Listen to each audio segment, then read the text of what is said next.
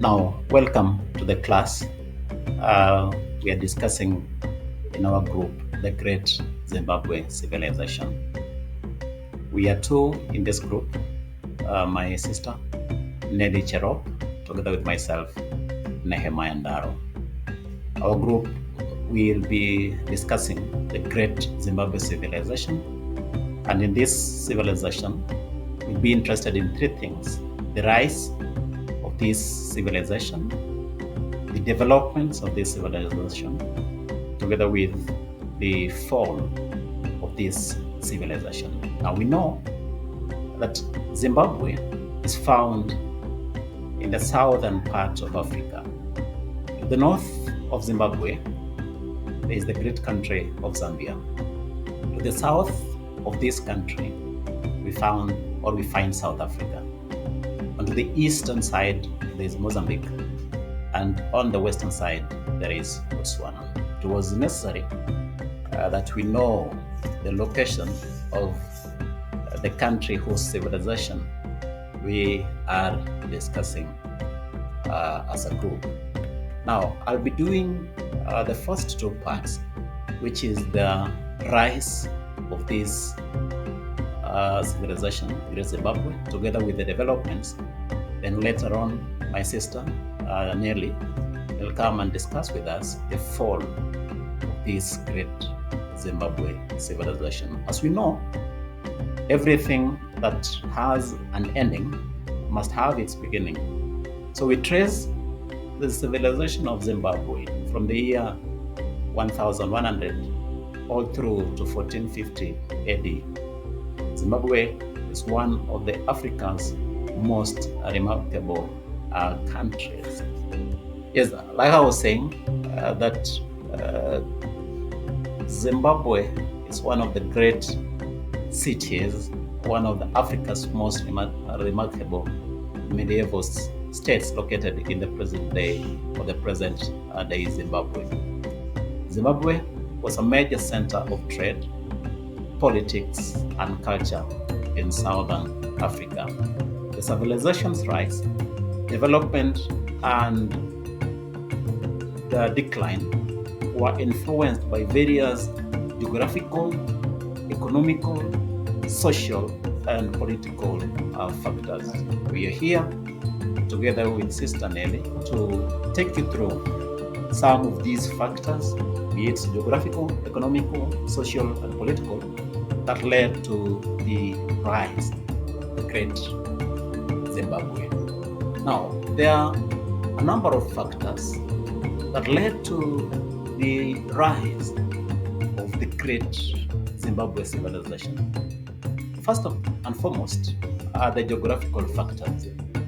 And in this, we find that the great country of Zimbabwe had a fertile land. And this fertile land, it favored agriculture practice. The surrounding plateau did provide arable land for agriculture, sustaining food production. As we're all aware, that agriculture is the backbone of any growing economy. And so if they had a stable country that depended on agriculture, then we know that yes, any country that invests in agriculture would find itself growing rapidly. Now, together with these geographical factors, we also find the natural resources that the region had abundant mineral resources, particularly, I'll mention two: gold and iron. And these became the backbone of trade. Also, on these geographical factors, we may mention that there was the water supply. There were two rivers, the river Zambezi and river Limpopo. And the presence of these two rivers ensured that there was a steady supply of water for domestic and agricultural use. Other than the geographical factors, there were also economic factors. Dear viewers, these economic factors, we find that there was one item of trade, which was gold. And now this gold trade made Great Zimbabwe be strategically located, allowing to control gold mining and trade routes, particularly with the Swahili traders on the East African coast. Other than the gold trade, we also had cattle herding. Now, livestock, especially cattle, symbolized wealth and was used for trade, food, together with social status. Also, alongside this, we had the long distance trade.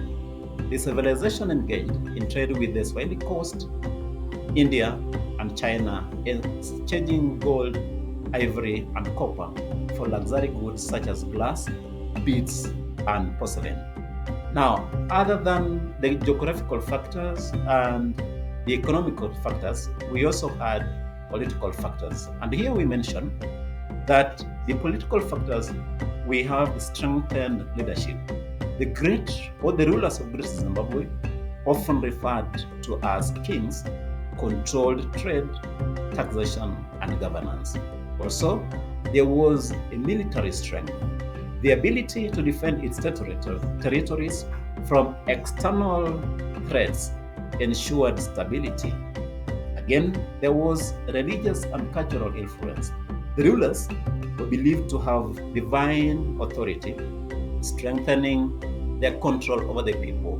The construction of massive stone structures symbolized not only power but also organization. Second to that, we have the factors that did lead to the development of Great Zimbabwe. First and foremost, we have the architectural and technological advancements. We have the stone architecture. Now, the city is famous for its massive stone walls built without mortar. Understand that part, that the massive stone walls were built without mortar in that time when perhaps technological advancement had not taken some order of the day. Now, it will be a disgrace or an injustice to discuss the great civilization of Zimbabwe minus mentioning something about these massive stone walls, because the great Zimbabwe civilization is known best by its massive walls. Now, we also had iron and copper tools. We know that metals or metal tools improve agricultural efficiency and enable weapon production. We had mentioned earlier that some of the factors that made or led to the rise of this civilization was the dependence on agriculture. And now, because they had metal tools that improved this agricultural efficiency, it was well enough for them to have massive production.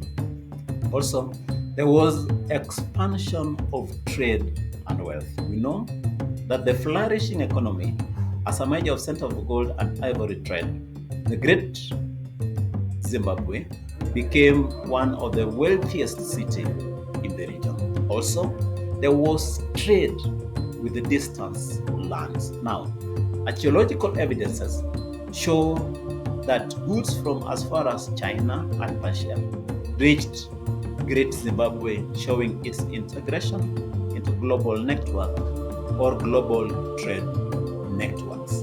Again, may I mention that population growth and urbanization is one of the factors that also led to the development of this civilization. Under this, we note that the increased population, the wealth attracted people from surrounding regions, leading to urban expansion. Last, for this, we had the social stratification. A hierarchical society developed with the ruling elite controlling trade and resources. And this ruling elite, much as it was an advantage to have in this, but we'll also learn later that it is also one of the factors that led to the fall of this great civilization, as will be brought to us by Sister Nelly as she welcomes or as she comes on board to discuss with us the factors that led to the fall of the great Zimbabwe. Welcome, Fia, for the last section of this great Zimbabwe civilization. I will like to take you through the last part, which leads us that factors to the fall of Great Zimbabwe. First of all, we have 4 points which we will like to see. The first one is about environmental degradation. In this part, we have overgrazing and deforestation, and this will make us to understand what makes this the Great Zimbabwe to fall. The growing population, overgrazing and deforestation. The growing population put pressure on land resources, leading to soil exhaustion and reduce agricultural productivity. Another point here is that water shortage, deforestation, and prolonged droughts may have led to reduced water availability. Another point we have in this section is that economic decline. Under economic decline, we have declining cold trade, which cultural resources may have been exhausted, reducing the economic power of the state. Another thing here is shift in trade routes. The rise of new trade centers such as Mutapa and Kilwa divert trade away from Great Zimbabwe. The third point here is that political instability. Under political instability, internal conflicts, competition among ruling elites may have weakened the state. Another strong point here is that lack of strong leadership. The decline of centralized control led to social and economic instability. Our dear viewer, the last point here is about external factors. Portuguese influence. By the late 15th century, the Portuguese disrupt Africa trade networks, further weakening Great Zimbabwe's economy. Migration of people due to economic hardship and environmental decline, people may have abandoned the city in search of better opportunities elsewhere. Today, we have discussed and understand and learn about the Great Zimbabwe in civilization.